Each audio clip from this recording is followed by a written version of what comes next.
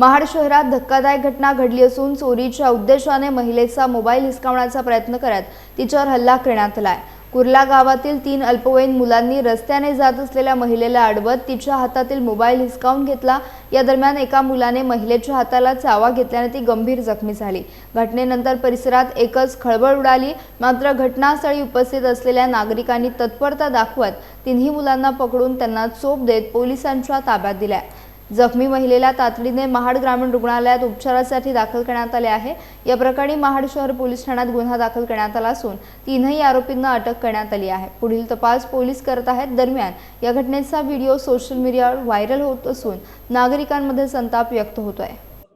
महाडला जात होते कामाला, घरातून 3 जण लपून होते। हा एकटाच होता पाठला माझ्या आला आणि माझे मानबिन पकडण्याचा प्रयत्न केला, तोंड वगैरे दाबायचा प्रयत्न केला, खूप वाचवायचा प्रयत्न केला स्वतःला। तो चावला माझ्या दोन्ही हाताला। आदिवासी होते, तो कुर्ल्याचेच होते वाटतं, ते काय माहिती नाही मला। म्हणजे मोबाईल नेण्याचा प्रयत्न केला की माझ्यावर जबरदस्ती प्रयत्न केला।